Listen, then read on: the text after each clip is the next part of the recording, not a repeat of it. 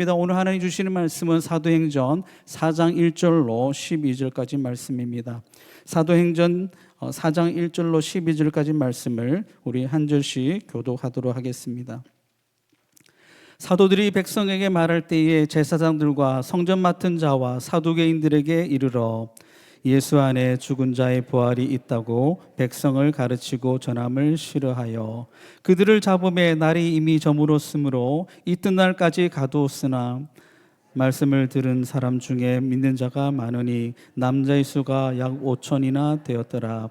이튿날 관리들과 장로들과 서기관들이 예루살렘에 모였는데 대제사장 아나스와 가야바와 요한과 알렉산더와 대제사장의 문중이 다 참여하여 사도들을 가운데 세우고 묻되 너희가 무슨 권세와 누구의 이름으로 이 일을 행하느냐.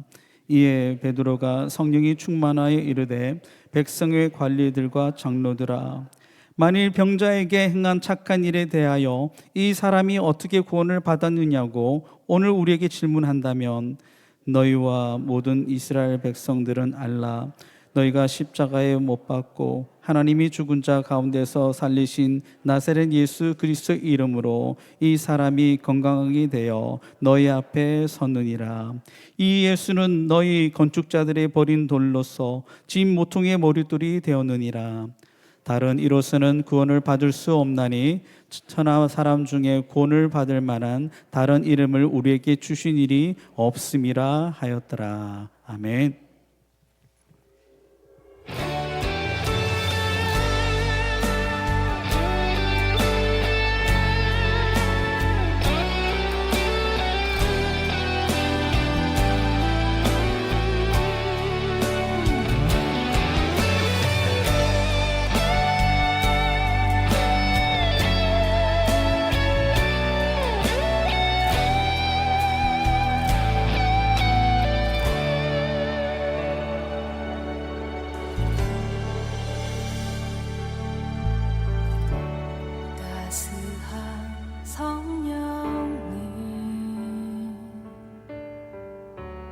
마음으로 보내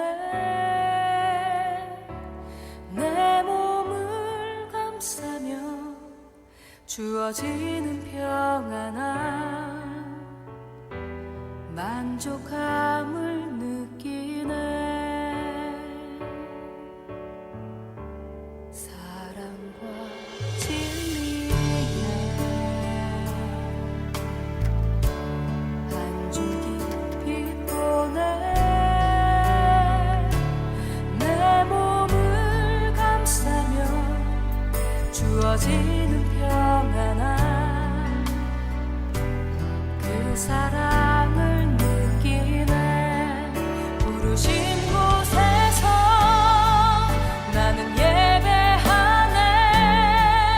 어떤 상황에도 나는 예배하네. 부르신 곳에서 나는 예배하네. 어떤 상황에도 나는 예배하네.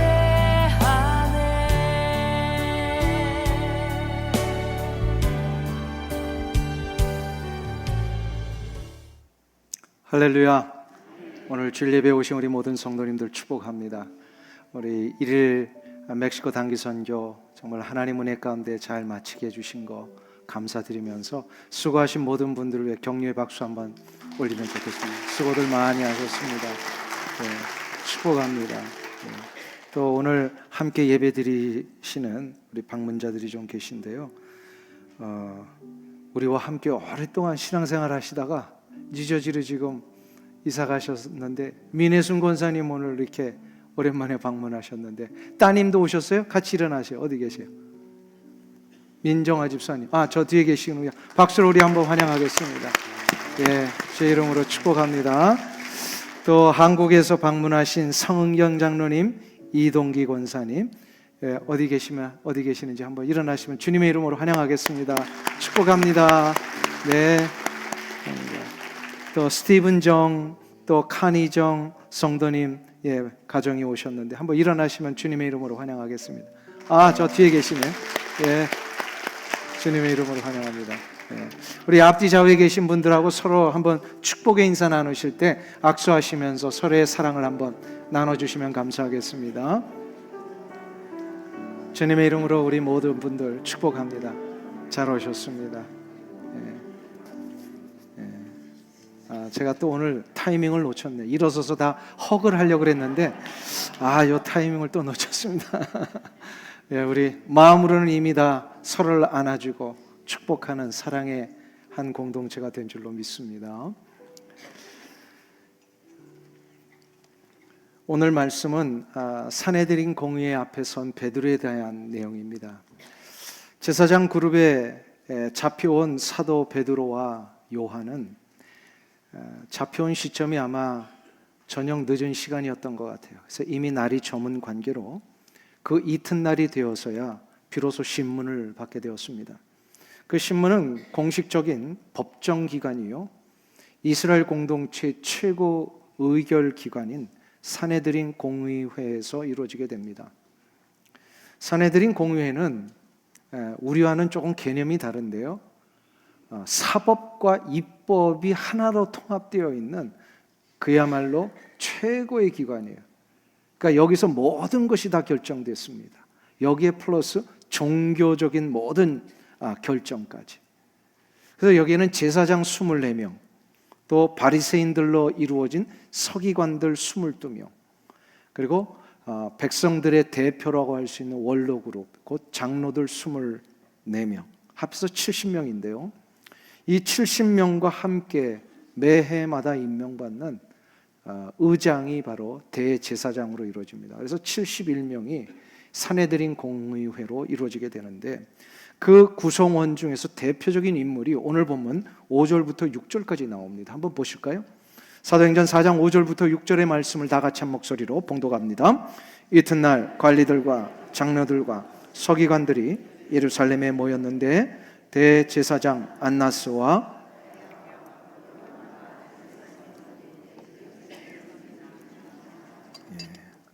이 이름들을 보면 아는 이름도 있고 또 처음 나온 이름도 있습니다. 대표적인 이름만 소개됐어요. 그러나 아마도 71명 모든 회원들이 다 모여 있는 것으로 보여집니다. 근데 누구든지 한번 우리도 그런 경험이 있지 않습니까? 법원에 이 재판하는 주리 듀티 같은 데 이렇게 가보시면 아실 거예요. 혹은 방청석에 서보신 분들 아실 거예요. 이 법적인 신문하는 이 자리는 그렇게 흔쾌한 자리가 아닙니다. 특별히 거기에 피고인으로 섰다면 그 엄격한 분위기에 압도당할 수밖에 없습니다. 그러나 베드로와 요한은 오늘 본문에서 이미 우리가 알고 있듯이 전혀 위축이 되지 않고 있습니다. 오히려 담대하게, 당당하게 저들의 신문과 질문 앞에 아주 맞서서 대답을 하고 있습니다. 어떻게 이게 가능했을까? 배우지 못한 자로 알고 있었고, 그리고 권력도 없는 자요, 저 갈릴리의 시골 출신들인데 어떻게 이런 최고의 입법과 의결기관, 사법기관에 섰는데 이렇게 당당할 수가 있는가? 결론적인 이야기입니다만 사도 베드로와 요한은 지금 자기들이 당하고 있는 이 박해와 상황이 사단 마귀에 조종되고 있는, 그래서 영적인 공격을 하고 있는 상황이라고 하는 것을 저들이 이미 알고 있었기 때문입니다. 그러니까 어떤 일들이 일어날 때마다 이 상황이 영적인 공격인지 아닌지를 분별하는 이것이 굉장히 중요합니다. 우리 그리스도인들이 이 세상을 사는 동안에 일어나고 있는 크고 작은 일들 가운데 이 영적 분별력이 필요해요. 나에게 닥쳐진 이 일이 영적인 공격인지 아닌지를 알아야 그 일 앞에 바르게 대응할 수가 있습니다.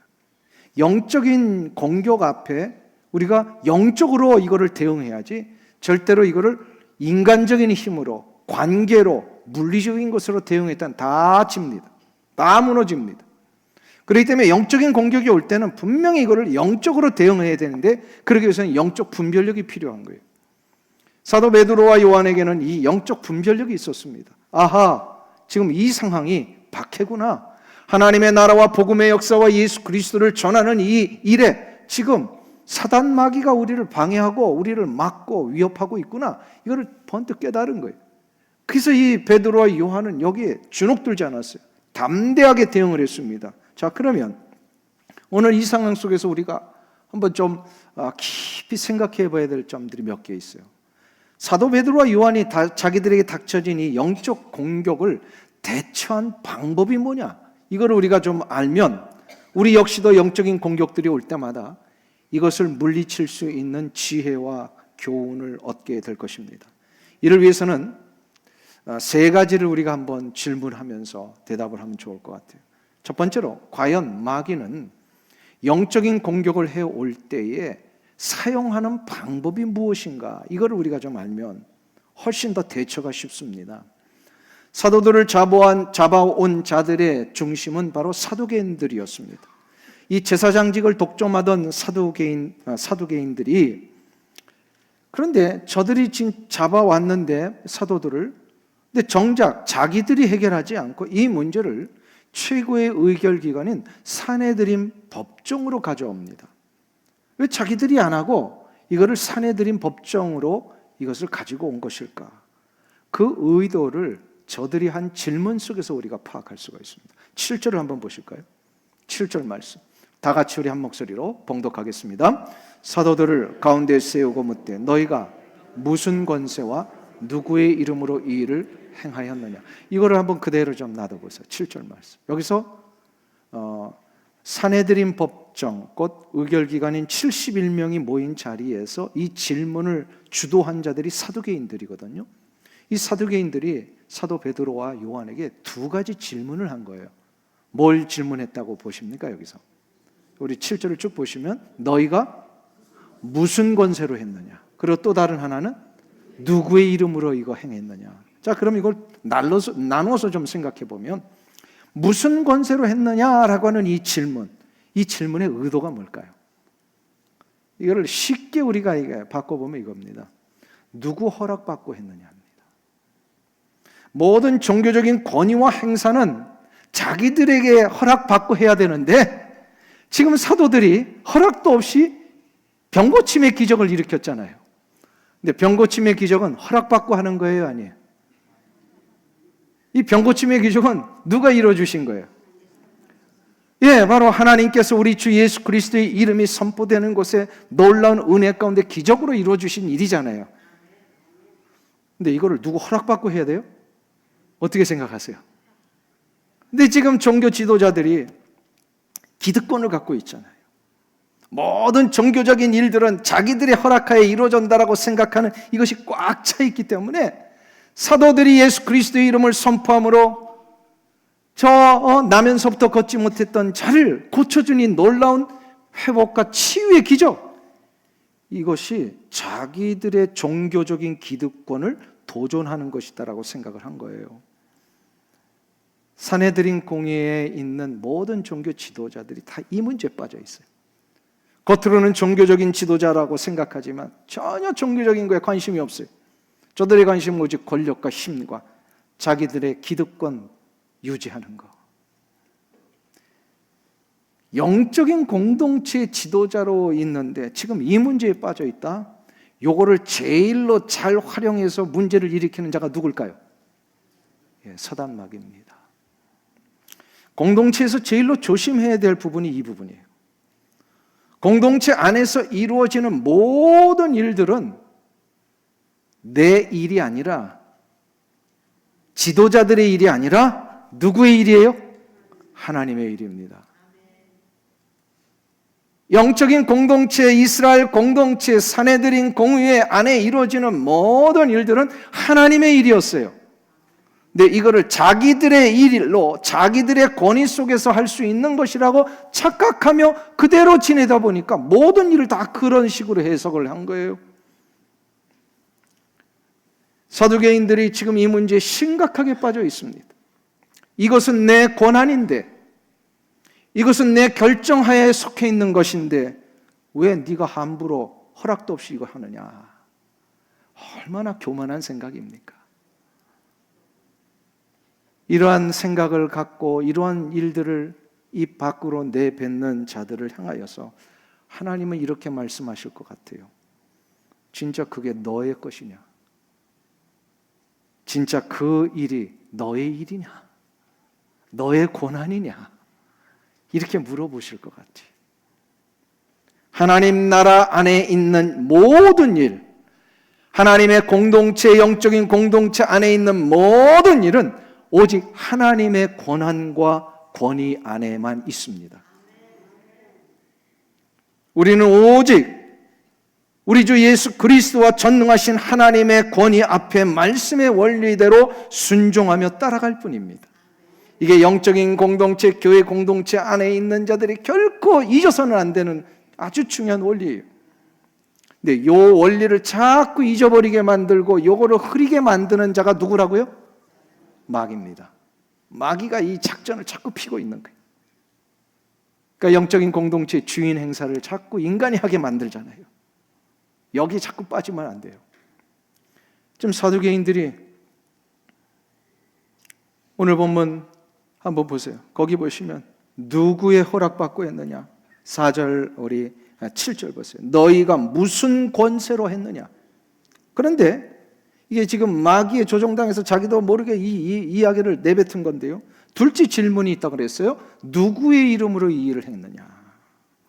이 질문 속에는 더 사악한 의도가 들어 있습니다. 지금 잡혀온 사도 베드로와 요한을 모함에 빠뜨리기 위한 아주 덫을 놓은 거예요. 당시에 유대 사회에서는요, 오직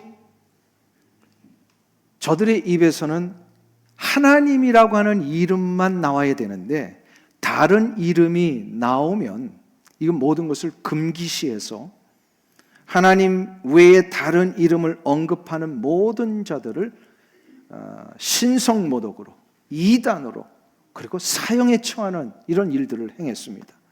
지금 종교 지도자들이 이 부분을 악용한 거예요. 분명히 사도 베드로와 요한에게 누구의 이름으로 이 일을 했느냐 물으면 사도 베드로와 요한은 분명히 뭐라고 대답할까요?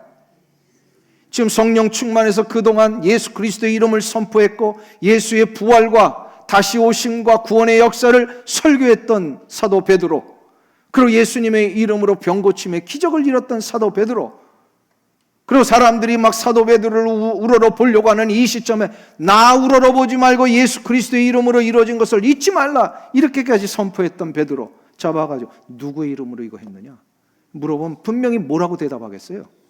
예수님의 이름 나올 게 뻔하잖아요. 요거를 이 사두개인과 종교 지도자들이 안 거예요. 그래서 요거를 일부러 덫을 놓아서 요 예수 그리스도의 이름 이 말만 하기만 해라, 그냥 당장 잡아놓을 테니까. 그래서 사도들을 신성모독으로 이단으로 정죄하며 몰아내려고 하는 이런 사악한 의도가 있었습니다. 이것이 사단 마귀가 세상을 통해서 교회를 넘어뜨리는 전형적인 방법이에요. 사단 마귀는 세상의 뒤에 숨어서 온갖 악한 일들을 동원하는데 세상이 거기에 놀아나면 어떻게 되는지 아세요? 자기들의 입맛에 맞는 법을 만들어 놓고 영적인 공동체, 그리스도 공동체를 향하여 이렇게 외칩니다. 요 법에 걸리기만 해봐라. 다 무너뜨릴 테니까. 지금 세상이 그러고 있어요. 신앙을 억압하고 교회 공동체를 무너뜨리기 위해서 얼마나 악한 이 덫을 놓고 공격해 오는지 모릅니다. 지금 캘리포니아 정부의 관료들과 정치인들이요, 어떤 일을 벌이고 있는지 아십니까? 지난 15일에 저도 이렇게 메시지를 받아서 알게 됐는데요. 지난 15일에 캘리포니아 주지사가 한 가지 법안에 서명을 했어요. 그게 뭐냐면 캘리포니아 안에 있는 모든 공립학교들 있잖아요. 그 공립학교 안에 있는 학생들이 학생 자기 본인의 스스로의 허락 없이 그 어느 누구에게도, 이거는 그 학생들의 부모까지 포함되는 거예요, 다른 이들에게 학생들의 성 정체성을 공개할 수 없게 만드는 법안에 서명을 했어요. 이거를 트랜스젠더 학생 보호법이라고 부릅니다. 이거를 주 하원의 한 의원이 이 법을 상정을 해서 통과가 됐고, 여기에 이제 주지사가 사인을 해서 이게 아마 몇 개월 후에 이제 시행이 되는 걸로 알고 있습니다. 트랜스젠더 학생 보호법이 뭐냐면요, 트랜스젠더가 뭐죠? 젠더를 트랜스한 거예요.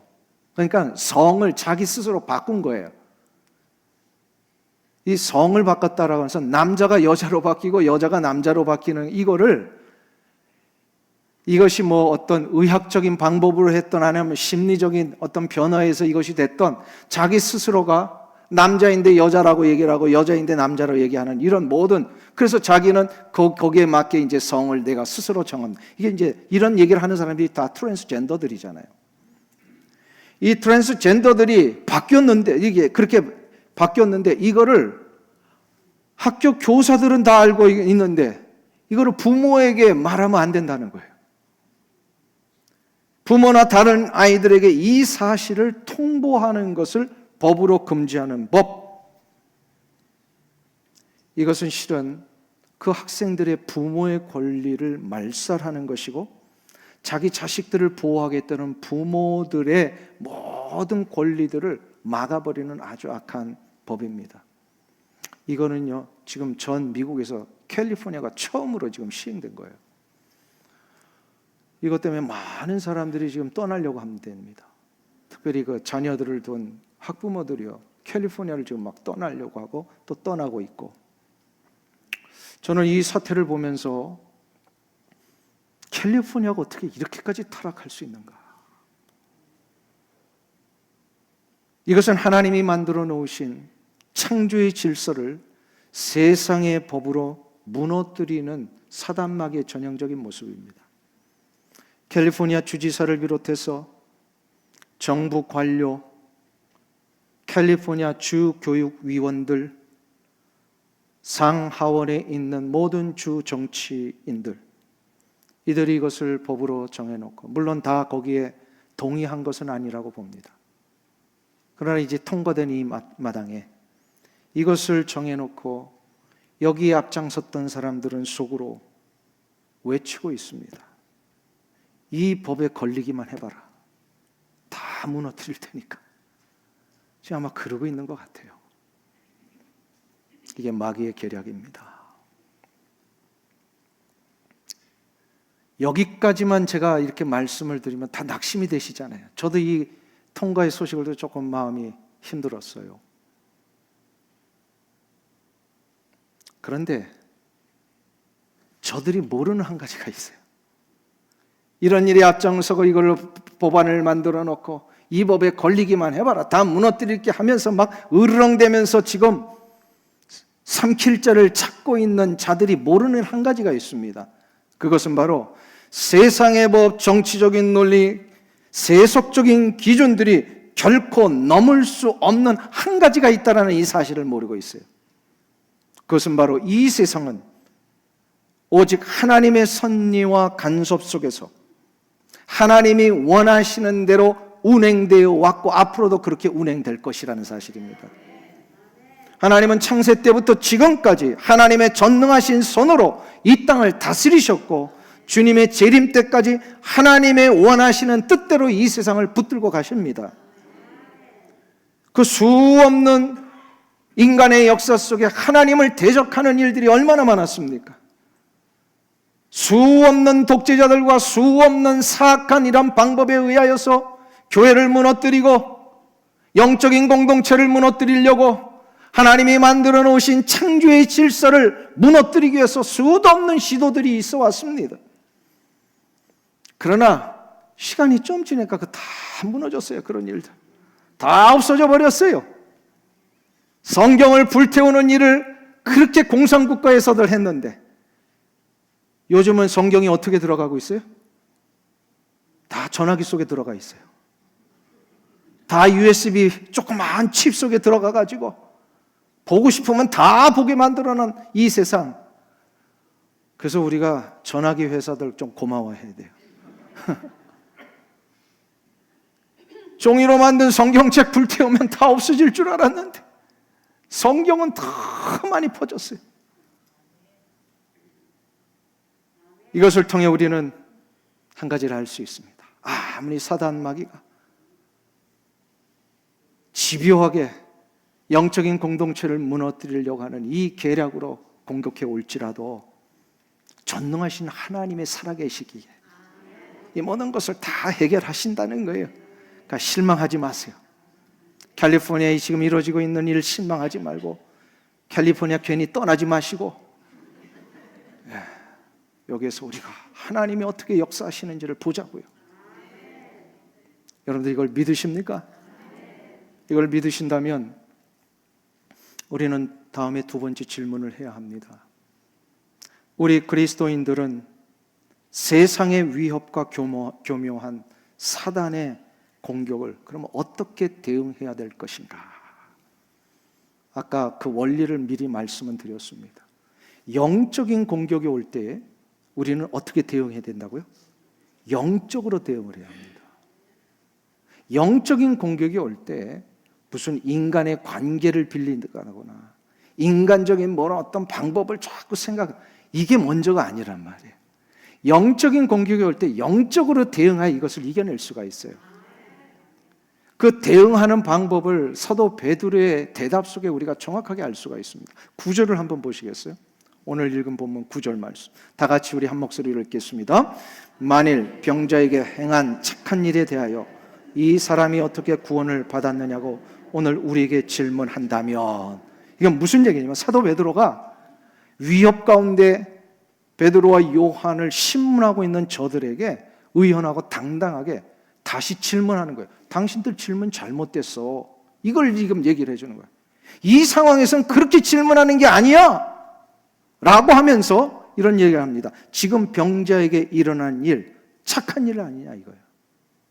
여기서 착한 일이라고 하는 것은 사도 베드로가 오랫동안 구약에서부터 썼던 한 가지 단어를 염두에 두고 쓴 표현이에요.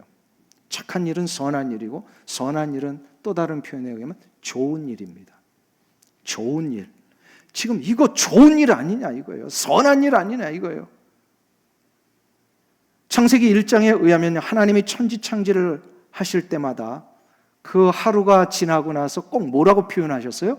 하나님이 보시기에 좋았더라. 하나님이 보시기에 좋았더라라고 하실 때 썼던 단어 히브리어가 토부, 좋았더라에 해당되는 거예요. 토부라는 단어인데요. 이 토부는 오직 한 가지 경우에만 썼던 단어예요. 이게 바로 뭐냐면 하나님이 원래 의도하신 질서대로 이루어진 상태, 이게 토부예요.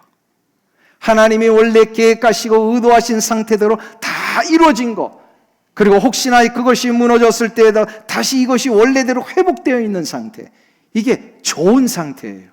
하나님 보시기에 좋으신 거예요. 지금 사도 베드로가 이거를 잊지 않고 사용을 한 거예요. 한 인생이 고침받고 40여 년 동안 나면서부터 걷지 못했던 이 장애인, 우리 주 예수 그리스도의 이름에 의하여서 그가 고침을 받아 걷고 뛰고 성전에 들어가 한 번도 해보지 못한 하나님 찬미하고 예배하는 이 일, 이거 좋은 일 아닙니까? 하나님이 원래 그 인생을 향하여 디자인하고 계획하셨던 그 모습 그대로 회복된 거 아니에요? 믿으십니까? 모든 인생을 만드셨을 때는 하나님을 예배하기 위하여서 만드셨다 그랬잖아요. 이사야 43장 21절 이 백성은 내가 나를 위하여 지었나니 나의 찬송을 부르게 하려 함이니라. 하나님 예배하고 하나님을 섬기는 일을 위하여 우리를 다 만드셨단 말이에요. 믿으십니까? 그러니까 여러분들의 구원받고 여러분들이 창조함을 받은 이유는 하나님 경배하고 하나님 예배하는 일로 우리를 만드신 거예요. 그러니 주일 예배 빠지면 돼요, 안 돼요? 예배하도록 우리를 만드셨단 말이에요. 믿으십니까? 지금 이 병자가 40여 년 동안 일어나 걷지도 못했던 이 사람이 기적과 같이 일어나서 걷고 뛰고 하나님 찬미하는 이 일을 하고 있는 것, 이게 하나님 보시기에 좋은 일이잖아요. 그런데 이 좋은 일 앞에 지금 저 종교 지도자들은 뭘 따지고 있어요? 이거 누구 허락 받고 고쳤냐는 거예요. 누구의 이름으로 이거 했다는 거예요? 기득권을 따지고 있는 종교 지도자들에게 지금 베드로가 일침을 가하고 있습니다. 너희들은 지금 무슨 권위로 했느냐 이거 따질 게 아니라 하나님의 마음을 가지고 저 불쌍한 영혼, 저 힘들고 어려운 저 인생을 향하여 사랑의 마음으로, 생명의 마음으로 저들에게 다가가서 너희들도 기뻐해야 될 거 아니냐 이거예요. 믿으십니까? 기뻐해야 되잖아요. 고침받았으면. 근데 왜 내 허락 없이 고쳤어 이거예요. 어두워지니까 이렇게까지 어두워지더라고요.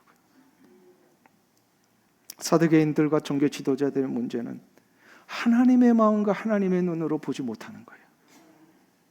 지도자가 되고 결정하는 자리에 올라가면 사람들이 영적으로 어두워지면요, 이 문제에 다 빠져요. 권위 생각하고 권리 생각하고 내 허락 하에 있어야 되는데 이게 안 되고 있잖아요. 그러면 이것이 싫은 거예요. 요때 사단 마귀가 그거를 잘 이용합니다. 그러나 진정 하나님의 나라의 공동체가 무엇인지를 안다면, 하나님이 원하시는 것이 무엇인지를 진짜 내 가슴 속에 깨닫고 있다면 권위 따지지 말고, 허락 여부 따지지 말고, 내 체면 따지지 말고 영혼에 대한 사랑으로 다가가야 합니다. 영적 지도자가 뭐 하는 자입니까? 하나님의 사랑을 대변하고 그것을 실질적으로 보여주며 실천하는 자 아닙니까? 그렇죠? 영적 지도자가, 공동체의 지도자가 뭐 하는 자리입니까? 하나님의 사랑을 대변해 주는 자예요. 그러니까 영적 지도자들은, 공동체의 지도자들은 정치적인 논리가 아니라 사랑의 논리로, 생명의 논리로 가야 합니다. 이게 영적인 공동체의 문제를 해결하는 키예요. 이것을 하기 위해서는 영적 분별력을 잃지 않아야 합니다. 영적 분별력의 핵심은요, 과연 이 상황, 이 결정, 이 일, 이 방향이 하나님이 기뻐하시는 것인가, 마귀가 기뻐하는 것, 이거 분별해내는 게 영적 분별력이에요. 오늘 여러분에게 저는 묻고 싶습니다. 여러분들에게는 이 영적 분별력이 있으십니까? 주님의 몸된 교회 안에서, 영적인 공동체 안에서, 또 하나님의 나라의 확장을 위해서 각자 부름받은 게 있고, 또 여러분들이 지금 몸담고 일하시는 것이 있습니다. 근데 그런 일을 하실 때마다 결정하고 행동하는 것이 하나님 기뻐하시는 일인가, 마귀가 기뻐하는 일, 이거 분별되십니까? 진짜 아멘 하신 거예요? 그럼 테스트 해보겠습니다. 그게 진짜인지. 제가 물을 때에 이게 하나님 기뻐하시는 일이면 하나님, 마귀가 기뻐하는 일은 마귀, 이렇게 한번 대답해 보세요. 예, 테스트 해야 돼요 이거. 예. 자, 들어갑니다. 예. 거짓과 모함. 정신 똑바로 차리고 다시 한번. 거짓과 모함. 이거 마귀가 좋아하는 일이죠. 분열과 싸움. 예, 사탄도 맞습니다. 예, 사탄도 허락합니다. 자, 이간질과 갈등. 정죄와 교만, 불안과 두려움, 미움과 분노, 정치적 음모와 거짓된 술수, 죽음과 절망. 그렇죠? 자, 그러면 진실과 칭찬. 아직도 마귀에 그냥 입에 달려가지고. 다시 한번 질문합니다. 진실과 칭찬, 하나됨과 화평, 화해와 중재, 용서와 겸손, 평강과 담대함, 사랑과 인내, 정직과 신실함, 생명과 소망. 맞습니까? 자, 그러면 여러분은 이 모습 속에 어디에 서 계십니까? 네, 우린 다 하나님 편에 선다고 하지만 어떨 때는 분열과 싸움에 설 때도 있고, 정죄와 교만에 설 때도 있고, 미움과 분노가 해결되지 않은 채 이 문제에 쌓여 있는 경우도 우리 교회에는 없는데 보니까 바깥에 나가면 그런 모습을 가끔 봅니다. 그리스도인이라고 하는데. 자, 이 상황 앞에 다시 한번 정리했으면 좋겠어요. 지금 사도 베드로는 세상의 논리와 협박과 음모로 다가오는 저 영적인 공격 앞에 어떻게 대응했다고요? 하나님이 좋아하실 만한 모습으로 대응을 했습니다. 담대하게, 그러면서도 단호하게 생명의 원리, 사랑의 원리를 보여주며 선포하며 저들에게 대응을 한 거예요. 한번 생각해 보세요. 마귀의 원리로 하면 담대함이 생길까요?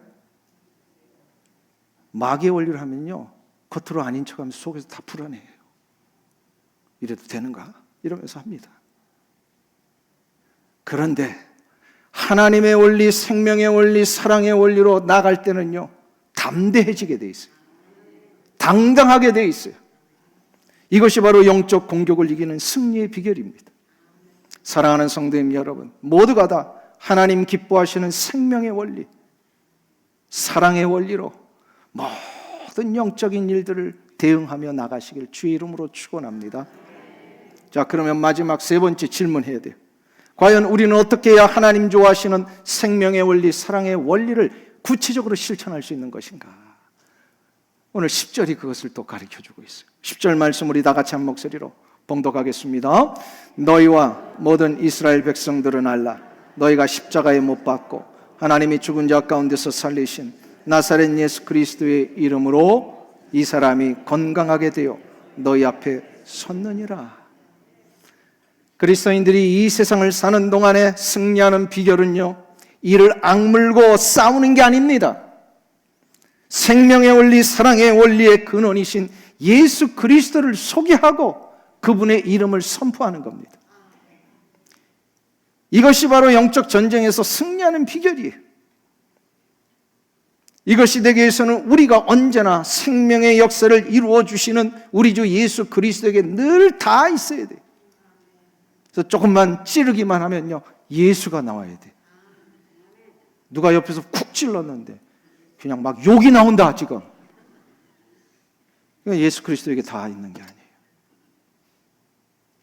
근데 옆에서 누가 이렇게 쿡 찔렀는데 예수. 한번 찔러주세요, 옆에 분. 예수. 예수. 내가 예수 그리스도에게 다 있으면요, 예수가 나오게 돼 있어요. 중세 종교 개혁자들이 외친 모토 중에 하나가 아드 폰테스라고 하는 라틴어가 있습니다. 근원으로 돌아가자라는 뜻입니다.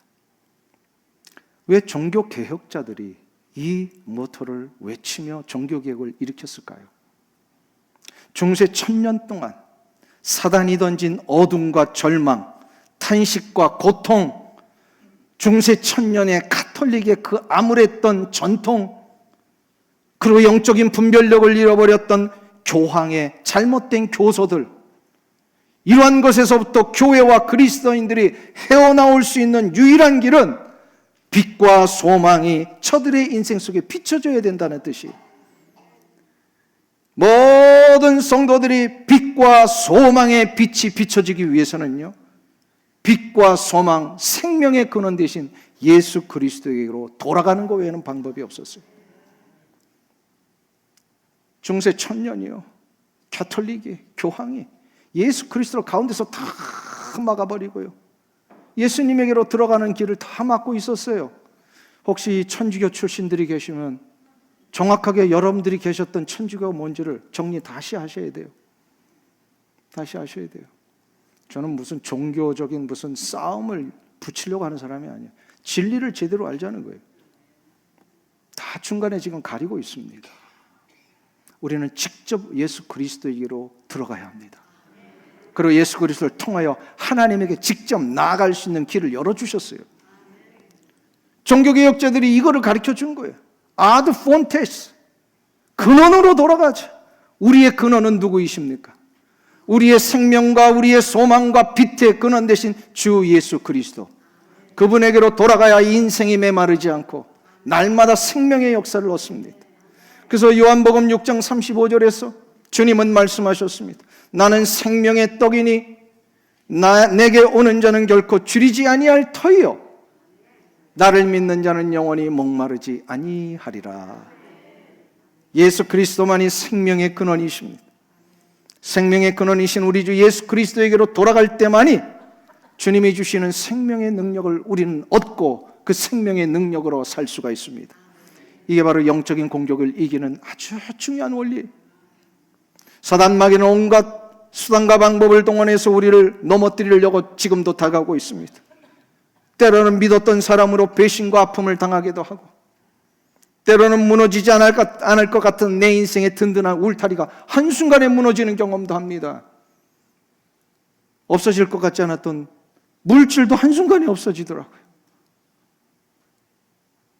몸 하나 믿고 여기까지 왔는데 그 몸도 어떨 때는 무너질 때가 있더라고요. 전혀 나와 상관없는 일들 같이 보였던 그 일들이 어떨 때는 나한테 일어나는 경우도 있습니다. 이런 일이 일어날 때마다 그것을 이기는 방법은요, 아드 폰테스, 생명과 승리의 근원이신 예수 그리스도에게로 돌아가는 겁니다. 사랑하는 성도님 여러분, 힘이 들고 어려워도요, 아무리 따져서 계산이 나오지 않는 상황일지라도요, 이것을 이길 수 있는 방법은요, 늘 기도하면서 예수 그리스도를 바라보시길 축원합니다. 그리고 늘 말씀 가운데 예수님이 무엇을 원하시는가를 생각하기를 축원합니다. 그리고 예배의 삶을 꼭 빠뜨리지 말고 사심으로 예수님이 기뻐하실 일들을 타협 없이 삶에서 실천하며 이루어가시기를 축원합니다. 생명과 승리의 근원은 예수 그리스도 뿐이십니다. 근원으로 돌아가자. 아드 폰테스, 예수 그리스도에게로 돌아가시는 귀한 은혜가 있기를 주 이름으로 축원합니다. 기도하겠습니다. 나는 생명의 떡이니 내게 오는 자는 결코 줄이지 아니할 터이요 나를 믿는 자는 영원히 목마르지 아니하리라. 이 말씀을 믿습니다. 예수 그리스도만이 나의 생명의 근원이십니다. 생명의 근원이신 우리 예수 그리스도에게로 돌아갈 때만이 주님이 주시는 생명의 능력을 가지고 모든 영적인 공격을 이기며 승리할 수 있는 줄 믿사오니, 이 자리에 머리 숙인 사랑하는 모든 성도들, 육체의 아픔과 물질의 어려움과 인생의 곤고와 삶의 어려움들이 혹시나 닥쳐올지라도 예수 그리스도께서 주시는 놀라운 생명의 역사를 붙들며 돌파하며 이기며 나가는 주의 귀한 백성들 되게 하여 주시옵소서. 예수님의 이름으로 기도하옵나이다. 아멘.